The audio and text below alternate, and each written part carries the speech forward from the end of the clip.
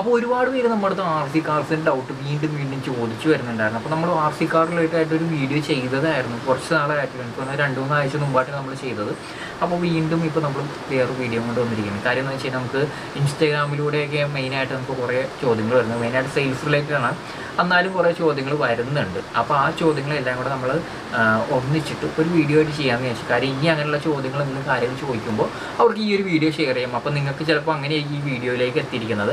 അങ്ങനെയെന്നുണ്ടെങ്കിൽ ഈ വീഡിയോ നിങ്ങൾ കംപ്ലീറ്റ് ആയിട്ട് കാണാൻ വേണ്ടി നോക്കാം. ഈ തംബ്നെയിലിൽ ഉണ്ടായിരുന്ന എല്ലാ ചോദ്യങ്ങളാണ് നമ്മൾ മെയിനായിട്ട് ഫോക്കസ് ചെയ്യുന്നത്, വേറെ അങ്ങനെയൊന്നും ഫോക്കസ് ചെയ്യുന്നില്ല. ഓക്കെ, അപ്പോൾ നമുക്ക് എന്തായാലും വീഡിയോയിലേക്ക് പോകാം. അപ്പോൾ എനിക്ക് കോൺസ്റ്റൻ്റ് ആയിട്ട് കുറച്ച് ചോദ്യങ്ങൾ കിട്ടുന്നുണ്ട്. അപ്പോൾ അതാണ് നമ്മൾ ഈ ഒരു വീഡിയോയിലൂടെ ഫോക്കസ് ചെയ്യുന്നത്. അപ്പോൾ ആദ്യത്തെ ഒരു ചോദ്യം എന്ന് പറഞ്ഞിട്ട് മെയിനായിട്ട് ചോദിക്കുന്ന പിള്ളേർ സെറ്റായിരിക്കും ഇതൊരു ചോദ്യം ചോദിക്കുന്നത്. 1000 രൂപ 2000 രൂപയ്ക്കൊക്കെ ഒരു ആർ സി കാർ കിട്ടും, അല്ലെങ്കിൽ നല്ല ആർ സി കാർ ഏതാണ് എന്നൊക്കെ പറഞ്ഞിട്ടാണ് ചില സമയത്ത് നമ്മുടെ യൂട്യൂബിലൊക്കെ വരാറുണ്ട് അങ്ങനത്തെ കമൻറ്റ്. അപ്പോൾ ഒരു 1000 രൂപയ്ക്ക് 2000 രൂപയ്ക്കൊക്കെ നമുക്കൊരു ആർ സി കാർ എന്ന് പറഞ്ഞിട്ടുണ്ടെങ്കിൽ ആ ഒരു റേഞ്ചിൽ ടോയ് ഗ്രേഡേ വരുള്ളൂ. ടോയ് ഗ്രേഡിന് നമുക്ക് നല്ല വണ്ടി എന്ന് പറഞ്ഞ് റെക്കമെൻഡ് ചെയ്യാൻ വേണ്ടി പറ്റില്ല. അതൊന്നുമില്ലെങ്കിൽ നമുക്ക് എവിടെയെങ്കിലും സർവീസ് തന്നെ അവരായിരിക്കണം, അല്ലെങ്കിൽ അതിനുള്ള സ്പെയർ പാർട്സ് അവൈലബിൾ ആയിരിക്കണം. ഇത് രണ്ടും ടോയ് ഗ്രേഡിൻ്റെ കേസിൽ നടക്കില്ല. മൂന്നാമതൊരു കേസ് എന്ന് പറഞ്ഞാൽ നമുക്ക് ആ ഒരു പാർട്ട് കിട്ടിയില്ലെങ്കിൽ വേറൊരു പാർട്ട് വെച്ചിട്ട് അത് വർക്ക് ചെയ്യിപ്പിക്കാൻ വേണ്ടി പറ്റുമോ, അപ്ഗ്രേഡ് ചെയ്യാൻ വേണ്ടി പറ്റുമോ, അതിനുള്ള ഓപ്ഷനും അതിനകത്ത് ഉണ്ടാവില്ല. അപ്പോൾ കുറവായിരിക്കും. അപ്പോൾ ഒരു 2000, 3000 അല്ലെങ്കിൽ ഒരു 4000 റേഞ്ചിൽ വരെ നമുക്കൊരു ഹോബി ഗ്രേഡ് വണ്ടി എന്തായാലും കിട്ടാൻ ഭയങ്കര പാടാണ്, ചാൻസ് കുറവാണ്. ചിലപ്പോൾ സെക്കൻഡ് ഹാൻഡ് വല്ലതും കിട്ടിയാലുള്ള 4000 റേഞ്ചിനെ കിട്ടും. അപ്പോൾ ടോയ് ഗ്രേഡിൽ നിങ്ങൾ വണ്ടികൾ അന്വേഷിക്കുന്നുണ്ട്, അല്ലെങ്കിൽ എൻ്റെ അടുത്ത് ചോദിക്കുന്ന സെയിലിനുണ്ടോ അല്ലെങ്കിൽ വിൽക്കാനുണ്ടോ എടുത്ത് തരുമോ എന്നൊക്കെ ചോദിക്കുന്നവരോട് ഞാൻ പറയുന്നത് വെച്ച് കഴിഞ്ഞാൽ 1000 രൂപ 2000 രൂപ റേഞ്ച് ഉള്ളൂന്നുണ്ടെങ്കിൽ നിങ്ങൾ മെയിനായിട്ട് ആമസോണിൽ നോക്കുന്നതായിരിക്കും നല്ലത്. കാര്യം അവിടെ കിട്ടുന്ന ഓപ്ഷൻസൊക്കെ തന്നെ നമുക്ക് ഇവിടെയും കിട്ടുള്ളൂ. അല്ലാന്നുണ്ടെങ്കിൽ പുറത്തുനിന്ന് എടുത്തിട്ട് നമുക്ക് കാര്യമില്ല. എത്ര രൂപ കൊടുത്തെടുത്താലും നിങ്ങൾ വെയിറ്റ് ചെയ്യുന്ന സമയവും കാര്യങ്ങളൊക്കെ വെച്ച് നോക്കുമ്പോൾ പണിയാണ്. ആമസോണിൽ നിന്ന് എടുത്ത് കഴിഞ്ഞിട്ടുണ്ടെങ്കിൽ നിങ്ങൾക്ക് വർക്ക് ചെയ്യുന്നില്ല എന്നുണ്ടെങ്കിൽ ചിലപ്പോൾ നിങ്ങൾക്ക് റിട്ടേൺ ചെയ്യാനുള്ള ഓപ്ഷൻ ഉണ്ടാവും. അല്ലാതെ നമ്മൾ ഇവിടെ നിന്ന് എവിടെന്നെങ്കിലൊക്കെ ഒപ്പിച്ച് കൊടുത്ത് കഴിഞ്ഞിട്ടുണ്ടെങ്കിൽ നമുക്ക് റിട്ടേൺ ചെയ്യാനുള്ള ഓപ്ഷനും കാര്യങ്ങളൊന്നും ഉണ്ടാവില്ല. അപ്പോൾ അതുകൊണ്ട് തന്നെ നമ്മൾ ടോയ് ഗ്രേഡുമായിട്ട് അങ്ങനെ ഡീൽ ചെയ്യാറില്ല. ഇവിടെ കിട്ടാത്ത വല്ല വണ്ടി എന്തെങ്കിലുമൊക്കെ ചെയ്യാറുള്ളൂ. പക്ഷേ ടോയ് ഗ്രേഡുകളാണെന്നുണ്ടെങ്കിൽ നമ്മളത് ചോദിച്ചു വരരുത്. കാര്യം ഓൾറെഡി നമുക്ക് സെയിൽ കുറവാണ്. ഓക്കെ, നമ്മളങ്ങനെ സെയിലിനോട് അങ്ങനെ ഫോക്കസ് ചെയ്യുന്നില്ല. കാര്യം നമുക്ക് ചാനലും കാര്യങ്ങളുണ്ട്. നമ്മൾ അൺബോക്സിങ് റിവ്യൂ ഒക്കെ മെയിനായിട്ട് ചെയ്യാറുള്ളൂ. പിന്നെ ചില സമയത്ത് നമുക്ക് യൂസ്ഡ് കാർ വരും. ഫോർ എക്സാമ്പിൾ ഇപ്പോൾ ഇങ്ങനത്തെ വണ്ടി ഇത് യൂസ്ഡാണ്, തായിരിക്കുന്ന യൂസ്ഡ് അല്ല, പുതിയതാണ്, അതും സെയിലുള്ള തന്നെയാണ്. അപ്പോൾ സെയിൽ കാര്യങ്ങൾക്കൊക്കെ ഉണ്ടെങ്കിൽ ഒബ്വിയസ്ലി എൻ്റെ അടുത്ത് എൻ്റെ ഇൻസ്റ്റാഗ്രാം ലിങ്ക് ഞാൻ എന്തായാലും ഡിസ്ക്രിപ്ഷനിൽ ഇട്ടേക്കാം, അപ്പോൾ പോയി ചെക്കൗട്ട് ചെയ്യാം. അപ്പോൾ മെയിൻ പോയിന്റ് എന്താണെന്ന് വെച്ചിട്ടുണ്ടെങ്കിൽ 2000 രൂപ ആ ഒരു റേഞ്ചിനൊക്കെ കിട്ടുന്ന വണ്ടി എന്ന് പറഞ്ഞിട്ടുണ്ടെങ്കിൽ അത്രയും നിങ്ങളുടെ ബഡ്ജറ്റ് ഉള്ളൂ എന്നുണ്ടെങ്കിൽ നിങ്ങൾക്ക് ടോയ് ഗ്രേഡേ കിട്ടുള്ളൂ. ഓക്കെ, അപ്പോൾ നിങ്ങൾ ആദ്യമേ തന്നെ ഒരു ഹോബി ഗ്രേഡിലേക്ക് വരാൻ വേണ്ടിയിട്ട് ഉദ്ദേശിക്കുന്ന ഒരാളാണെന്നുണ്ടെങ്കിൽ ആദ്യം തന്നെ ഓർത്തിരിക്കുക, കുറഞ്ഞ റേറ്റ് എന്ന് പറഞ്ഞാൽ നമ്മളൊരു സ്പെസിഫിക് ലിമിറ്റിന് താഴെ ഉള്ള വണ്ടികൾ എന്ന് പറഞ്ഞിട്ടുണ്ടെങ്കിൽ അതിൽ സ്പെയർ പാർട്സ് കിട്ടില്ല, അങ്ങനെയുള്ള പ്രശ്നങ്ങൾ വരും. അപ്പോൾ ആർ സി ഹോബിയിലേക്ക് വരുമ്പോൾ നമ്മളൊരു കുഴപ്പമില്ലാത്തൊരു ബിഗിനർ ലെവലാണെങ്കിൽ ഒരു ഹോബി ഗ്രേഡ് വണ്ടിയിലേക്ക് വരാൻ വേണ്ടി നോക്കാം. ടോയ് ഗ്രേഡിലേക്ക് ഒരിക്കലും പോകരുത്.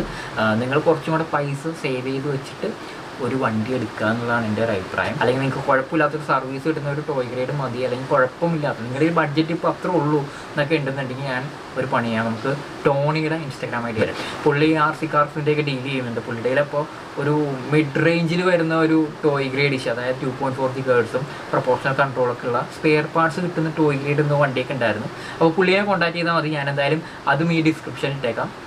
അപ്പോൾ അങ്ങനെയുള്ള വണ്ടികൾക്ക് നിങ്ങൾ ടോണിനെ ഒന്ന് കോൺടാക്ട് ചെയ്ത് നോക്കാം, പുള്ളിയുടെ ഉണ്ടാവും വണ്ടികൾ. അപ്പോൾ അതാണ് ആദ്യത്തെ ഒരു പോയിന്റ് എന്ന് പറഞ്ഞിട്ടുണ്ടെങ്കിൽ. അപ്പോൾ രണ്ടാമത് എൻ്റെ അടുത്ത് ചോദിക്കുന്ന ഒരു ചോദ്യം എന്ന് പറഞ്ഞിട്ട് മെയിനായിട്ട് ചോദിക്കുന്നത് ഒരു ആർ സി കാർ എനിക്ക് തരുമോ എന്നൊക്കെ പറഞ്ഞിട്ടാണ്. മിക്കവാറും പിള്ളേരായിരിക്കും ചോദിക്കുന്നത്.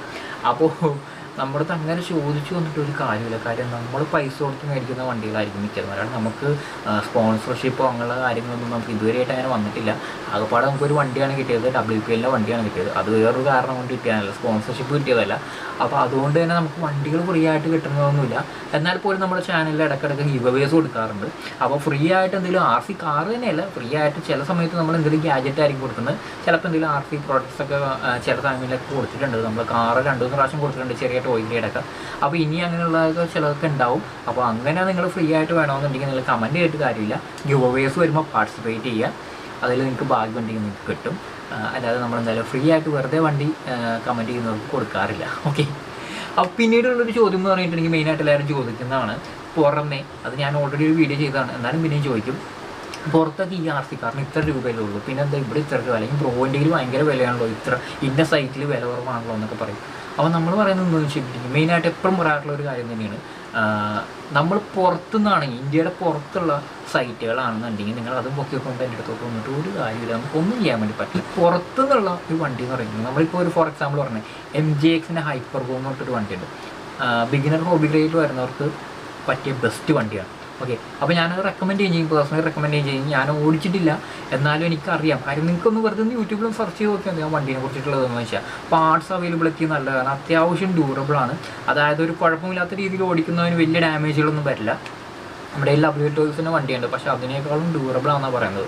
പ്ലാസ്റ്റിക് പാർട്സും കാര്യങ്ങളൊക്കെ അതിനകത്ത് മെയിനായിട്ട് വരുന്നത്. പക്ഷേ എന്നാൽ പോലും നല്ല ക്വാളിറ്റിയുള്ള മെറ്റീരിയൽസാണ് ഉപയോഗിച്ചിരിക്കുന്നത്. ഇലക്ട്രോണിക്സ് ഒക്കെ നല്ല സാധനം തന്നെ, നല്ല പവറും ഉണ്ട്, പെർഫോമൻസും ഉണ്ട്.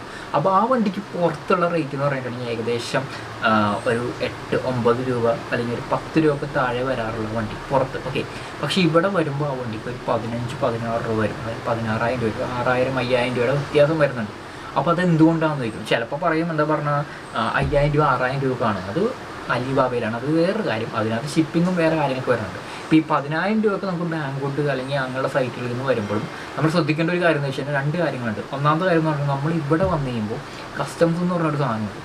അപ്പോൾ അവിടെ ഒരു ഡ്യൂട്ടി വരും, കസ്റ്റംസ് ഡ്യൂട്ടി എന്ന് പറയും. നമ്മളൊരു ഹെലികോപ്റ്റർ കഴിഞ്ഞ പ്രാവശ്യം ഓർഡർ ചെയ്തിട്ടുണ്ടായിരുന്നു. ഓക്കെ, അപ്പോൾ ഒരു എക്സാമ്പിൾ പറയുന്നതാണ് കസ്റ്റംസ് ഡ്യൂട്ടിയുടെ.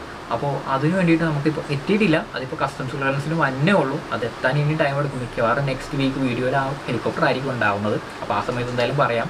പക്ഷേ മെയിൻ പറഞ്ഞു വരുന്നത് എന്താണെന്ന് വെച്ച് കഴിഞ്ഞാൽ ആ സമയത്ത് നമുക്ക് കൊറിയർ ടീം, ആ വരുന്ന കൊറിയർ ടീം നമുക്കൊരു മെയിൽ അയച്ചിട്ടുണ്ടായിരുന്നു. അതിനകത്ത് നമുക്കൊരു ആപ്ലിക്കേഷൻ അല്ലെങ്കിൽ ഒരു ഫോം നമ്മൾ സൈൻ ചെയ്ത് പ്രിൻ്റ് ഔട്ട് എടുത്ത് സൈൻ ചെയ്ത് നമ്മൾ നമ്മുടെ ആധാർ കാർഡ് നമ്പറൊക്കെ വെച്ചിട്ട് കൊടുക്കണം. അപ്പോൾ ആ ഫോമിനകത്ത് എന്താ പറയുന്നതെന്ന് വെച്ചിട്ടുണ്ടെങ്കിൽ നമ്മൾ ഡിക്ലെയർ ചെയ്തിരിക്കുന്ന വാല്യൂ കറക്റ്റാണ്, മറ്റേതാണ്. അതുപോലെ തന്നെ പിന്നെ ഒരു പാരഗ്രാഫ് വരുന്നുണ്ട്, ഞാൻ ഈ സൈഡിൽ ഇട്ടേക്കാം. അതായത് ഈ വരുന്ന പ്രൊഡക്റ്റിൻ്റെ 77% ഞാൻ കസ്റ്റംസ് ഡ്യൂട്ടി ആയിട്ട് അടച്ചോളാം, അതിന് ഞാൻ എഗ്രി ചെയ്യുന്നു എന്ന് പറഞ്ഞിട്ടാണ് അവരൊരു ഇത് തരുന്നത്. അതായത് 77 എന്ന് പറഞ്ഞു കഴിയുമ്പോൾ ഒരു 10,000 രൂപയുടെ സാധനം മേടിക്കുകയാണെങ്കിൽ 77% എന്ന് പറഞ്ഞാൽ ആ ഡിക്ലെയർ ചെയ്തിരിക്കുന്ന വാല്യൂ ആണ്. അപ്പോൾ കുറച്ച് ഡിക്ലെയർ ചെയ്ത് കഴിഞ്ഞാൽ കുറച്ച് നമുക്ക് കിട്ടുള്ളൂ. പക്ഷേ എന്നാൽ പോലും എത്രയൊക്കെ നമ്മൾ കുറച്ച് ഡിക്ലെയർ ചെയ്താലും 77% അല്ലെങ്കിൽ 70% എന്ന് പറയുന്നത് ടോയ്സിന് മെയിനായിട്ട് 70% എന്ന് പറയുന്നത് കസ്റ്റംസ് ഡ്യൂട്ടി ഇപ്പോൾ വരുന്നത്. അപ്പോൾ ആ ഒരു കാറ്റഗറിയിൽ തന്നെ ഇട്ടാൽ പോലും നമുക്ക് ഇത്ര ഒന്നിനെ വരും. അതുപോലെ തന്നെ അവർ തുറന്ന് നോക്കും. അപ്പോൾ എപ്പോഴും നമ്മൾ രക്ഷപ്പെടണമെന്നില്ല. ചില സമയങ്ങൾക്ക് നമുക്ക് കസ്റ്റംസ് ഡ്യൂട്ടി വരാറില്ല, പക്ഷേ വലിയ സാധനങ്ങളാണെങ്കിൽ ഉറപ്പായിട്ടും വരും.